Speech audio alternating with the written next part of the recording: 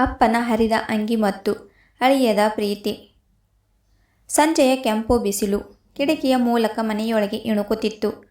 ಶ್ರುತಿ ತನ್ನ ಐಷಾರಾಮಿ ಫ್ಲ್ಯಾಟ್ನ ಬಾಲ್ಕನಿಯಲ್ಲಿ ನಿಂತು ನಗರದ ಗದ್ದಲವನ್ನು ನೋಡುತ್ತಿದ್ದಳು. ಅವಳ ಕೈಯಲ್ಲಿದ್ದ ಕಾಫಿ ಕಪ್ನಿಂದ ಆವಿ ಏಳುತ್ತಿತ್ತು.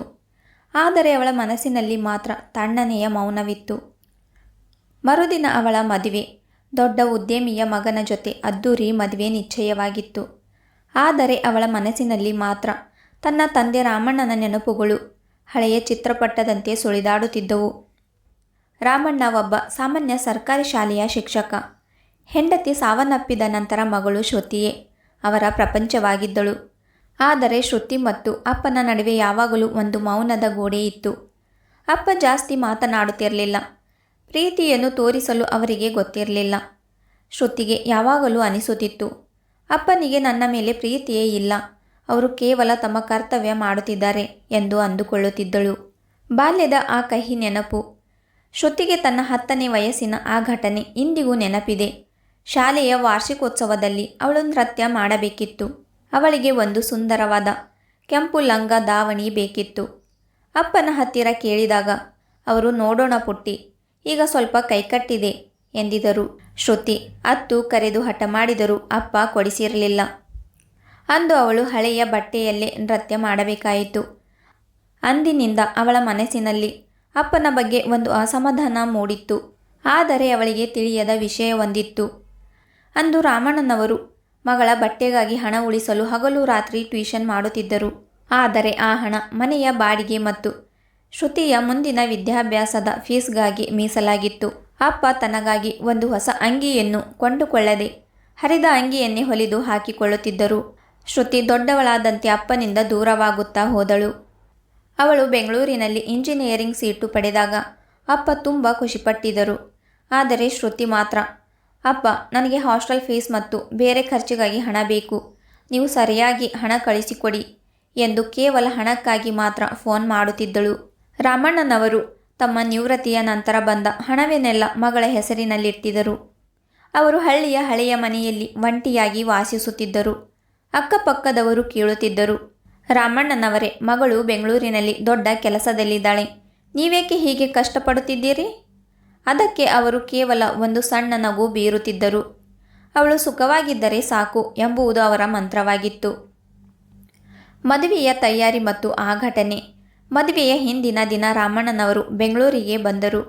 ಅವರ ಕೈಯಲ್ಲಿ ಒಂದು ಹಳೆಯ ಟ್ರಂಕ್ ಇತ್ತು. ಶ್ರುತಿಯ ಭಾವಿ ಅತ್ತೆ, ಮಾವ ಮತ್ತು ಗಂಡನ ಮುಂದೆ ಅಪ್ಪನ ಆ ಹರಿದ ಚಪ್ಪಲಿ, ಸಾಮಾನ್ಯ ಪಂಚೆ ಮತ್ತು ಹಳೆಯ ಅಂಗಿಯನ್ನು ನೋಡಿ ಶ್ರುತಿಗೆ ಮುಜುಗರವಾಯಿತು. ಅಪ್ಪ, ನೀವು ಅಟ್ಲೀಸ್ಟ್ ಒಂದು ಒಳ್ಳೆಯ ಬಟ್ಟೆ ಹಾಕಿಕೊಂಡು ಬರಬಾರ್ದಾಗಿತ್ತಾ? ನನ್ನ ಮರ್ಯಾದೆ ಹೋಗುತ್ತದೆ ಎಂದು ಶ್ರುತಿ ಎಲ್ಲರ ಮುಂದೆ ಅಪ್ಪನಿಗೆ ಬೈದು ಬಿಟ್ಟಳು. ರಾಮಣ್ಣನವರು ಏನೂ ಮಾತನಾಡದೆ ಕೇವಲ ತಲೆ ತಗ್ಗಿಸಿ ನಿಂತರು.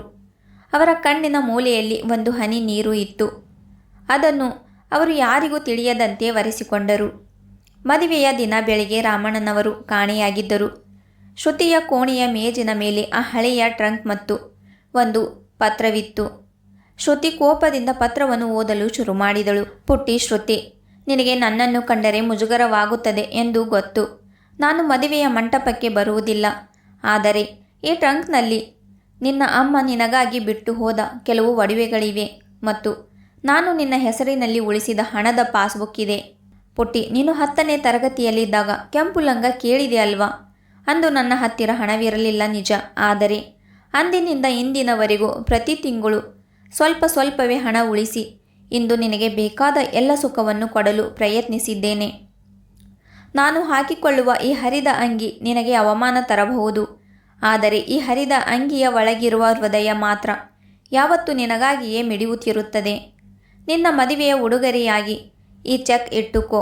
100 ವರ್ಷ ಸುಖವಾಗಿ ಬಾಳಮ್ಮ ಅಂತ ಬರೆದಿದ್ದರು. ಶ್ರುತಿ ಆ ಟ್ರಂಕ್ ತೆರೆದಾಗ ಅವಳ ಕಣ್ಣುಗಳು ಅಕ್ಷರವಂಶ ತುಂಬಿ ಬಂದವು. ಅಲ್ಲಿ ಅವಳು ಅಂದು ಕೇಳಿದ ಆ ಕೆಂಪು ಲಂಗ ದಾವಣಿ ಇತ್ತು.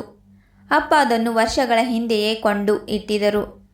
ಆದರೆ ಅದನ್ನು ಕೊಡಲು ಅವರಿಗೆ ಸಮಯ ಕೂಡಿ ಬಂದಿರಲಿಲ್ಲ. ಅದರ ಜೊತೆಗೆ ಲಕ್ಷಾಂತರ ರೂಪಾಯಿಯ ಫಿಕ್ಸ್ಡ್ ಡಿಪಾಸಿಟ್ ಬ್ಯಾಂಡ್ಗಳಿದ್ದವು. ಅಪ್ಪ ತಾನು ಹಸಿದು ಮಲಗಿದರು. ಮಗಳಿಗಾಗಿ ಕೋಟಿಗಟ್ಟಲೆ ಆಸ್ತಿ ಮಾಡಿದರು. ಕಣ್ಣೀರಿನ ಸಮುದ್ರ. ಶ್ರುತಿ ಮದುವೆಯ ಬಟ್ಟೆಯಲ್ಲಿ ಕಾರು ಹತ್ತಿ ಹಳ್ಳಿಯತ್ತ ಓಡಿದಳು. ಅವಳಿಗೆ ಅಪ್ಪ ಬೇಕಿತ್ತು. ಅಪ್ಪನ ಆ ಹರಿದ ಅಂಗಿಯ ಬೆಲೆ ಏನೆಂದು ಅವಳಿಗೆ ಈಗ ಅರ್ಥವಾಗಿತ್ತು. ಮನೆಗೆ ಹೋದಾಗ ಅಲ್ಲಿ ಸ್ಮಶಾನ ಮೌನವಿತ್ತು. ಅಕ್ಕಪಕ್ಕದವರು ಅಳುತ್ತಿದ್ದರು. ರಾಮಣ್ಣನವರು ಅತಿಯಾದ ಸುಸ್ತಿನಿಂದ ಮತ್ತು ಹೃದಯಘಾತದಿಂದ ಮನೆಯ ಜಗಲಿಯ ಮೇಲೆಯೇ ಪ್ರಾಣ ಬಿಟ್ಟಿದ್ದರು. ಅವರ ಕೈಯಲ್ಲಿ ಶ್ರುತಿಯ ಬಾಲ್ಯದ ಫೋಟೋ ಇತ್ತು. ಶ್ರುತಿ ಅಪ್ಪನ ಶವದ ಮೇಲೆ ಬಿದ್ದು ಬಿಕ್ಕಿ ಬಿಕ್ಕಿ ಅತ್ತಳು. ಅಪ್ಪ, ಸಾರಿ ಅಪ್ಪ, ಎದ್ದೇಳಿ ಅಪ್ಪ, ನನಗೆ ನಿಮ್ಮ ಆಸ್ತಿ ಬೇಡ, ನಿಮ್ಮ ಪ್ರೀತಿ ಬೇಕು ಎಂದು ಕಿರಿಚಿದಳು. ಆದರೆ ಅಪ್ಪ ಮತ್ತೆ ಎಂದು ಎದ್ದು ಬರಲಿಲ್ಲ. ಅವಳು ಅಂದು ಅರಿತುಕೊಂಡಳು. ಜಗತ್ತಿನಲ್ಲಿ ಅಮ್ಮನ ಪ್ರೀತಿ ಕಣ್ಣಿಗೆ ಕಾಣಿಸುತ್ತದೆ, ಆದರೆ ಅಪ್ಪನ ಪ್ರೀತಿ ಕೇವಲ ಅನುಭವಕ್ಕೆ ಬರುತ್ತದೆ. ಅಪ್ಪ ಎಂಬ ಆಕಾಶ ಹರಿದ ಅಂಗಿಯ ಹಿಂದೆ ಎಂತಹ ದೊಡ್ಡ ನಿಧಿಯನ್ನು ಅಡಗಿಸಿಟ್ಟಿತ್ತು ಎಂಬುದು ಅವಳಿಗೆ ತಡವಾಗಿ ಅರ್ಥವಾಗಿತ್ತು. ಹಿರಿಯರ ಮೌನವನ್ನು ಅವರ ಅಸಡೆ ಎಂದು ಭಾವಿಸಬೇಡಿ. ಅವರ ಪ್ರತಿಯೊಂದು ತ್ಯಾಗವು ನಿಮ್ಮ ಸುಖಕ್ಕಾಗಿಯೇ ಇರುತ್ತದೆ. ತಂದೆ ತಾಯಿಯನ್ನು ಅವರು ಬದುಕಿರುವಾಗಲೇ ಪ್ರೀತಿಸಿ ಹೋದ ನಂತರ ಪಶ್ಚಾತ್ತಾಪ ಪಡುವುದರಲ್ಲಿ ಅರ್ಥವಿಲ್ಲ. ಅಪ್ಪನ ಹರಿದ ಅಂಗಿ ಮತ್ತು ಅಳಿಯದ ಪ್ರೀತಿ ಕಥೆಯು ಒಬ್ಬ ತಂದೆಯ ಮೌನ, ತ್ಯಾಗ ಮತ್ತು ಮಗಳ ತಡವಾದ ಅರಿವಿನ ಸುತ್ತ ಸಾಗುತ್ತದೆ. ಶಿಕ್ಷಕ ರಾಮಣ್ಣ ತನ್ನ ಮಗಳು ಶ್ರುತಿಯನ್ನು ಪ್ರಾಣಕ್ಕಿಂತ ಹೆಚ್ಚಾಗಿ ಪ್ರೀತಿಸುತ್ತಾರೆ. ಆದರೆ ಅವರು ಹೆಚ್ಚು ಮಾತನಾಡದ ಕಾರಣ ಶ್ರುತಿಗೆ ತನ್ನ ಅಪ್ಪನ ಮೇಲೆ ಯಾವಾಗಲೂ ಅಸಮಾಧಾನವಿರುತ್ತಿತ್ತು. ಅಪ್ಪ ತನ್ನ ಬಗ್ಗೆ ಕಾಳಜಿ ವಹಿಸುವುದಿಲ್ಲ, ಕೇವಲ ಕರ್ತವ್ಯ ಮಾಡುತ್ತಿದ್ದಾರೆ ಎಂದು ಅವಳು ಭಾವಿಸುತ್ತಾಳೆ. ಶ್ರುತಿಯ ಬಾಲ್ಯದ ಆಸೆಗಳನ್ನು ಪೂರೈಸಲು ಹಣವಿಲ್ಲದಿದ್ದರೂ ರಾಮಣ್ಣ ಮಗಳ ಭವಿಷ್ಯಕ್ಕಾಗಿ ಹಗಲು ರಾತ್ರಿ ಕಷ್ಟಪಟ್ಟು ಹಣ ಉಳಿಸುತ್ತಾರೆ. ತಾವು ಹರಿದ ಅಂಗಿಯನ್ನೇ ಹಾಕಿಕೊಂಡರೂ ಮಗಳ ವಿದ್ಯಾಭ್ಯಾಸಕ್ಕೆ ಯಾವುದೇ ಕೊರತೆ ಬಾರದಂತೆ ನೋಡಿಕೊಳ್ಳುತ್ತಾರೆ. ಶ್ರುತಿಯ ಮದುವೆಯ ಸಂದರ್ಭದಲ್ಲಿ ಅಪ್ಪನ ಬಡತನ ಮತ್ತು ಹಳೆಯ ಬಟ್ಟೆಗಳನ್ನು ನೋಡಿ ಅವಳು ಎಲ್ಲರ ಮುಂದೆ ಅವರಿಗೆ ಬೈಯುತ್ತಾಳೆ. ಮಗಳ ಮಾತಿನಿಂದ ನೊಂದ ರಾಮಣ್ಣ ಮದುವೆಯ ದಿನ ಮೌನವಾಗಿ ಮನೆಯಿಂದ ಹೊರಟು ಹೋಗುತ್ತಾರೆ. ತಂದೆ ತಾಯಿಯ ಪ್ರೀತಿ ಯಾವಾಗಲೂ ಕಣ್ಣಿಗೆ ಕಾಣಿಸುವುದಿಲ್ಲ, ಅದು ಅವರ ತ್ಯಾಗದಲ್ಲಿ ಅಡಗಿರುತ್ತದೆ. ಅವರು ಬದುಕಿರುವಾಗಲೇ ಅವರ ಬೆಲೆ ತಿಳಿಯುವುದು ಮುಖ್ಯ. ಸ್ನೇಹಿತರೆ, ಕತೆ ಇಷ್ಟ ಆದರೆ ಲೈಕ್, ಶೇರ್ ಆ್ಯಂಡ್ ಸಬ್ಸ್ಕ್ರೈಬ್ ಮಾಡಿ. ಮತ್ತೆ ಸಿಗೋಣ ಇನ್ನೊಂದು ಕಥೆಯೊಂದಿಗೆ.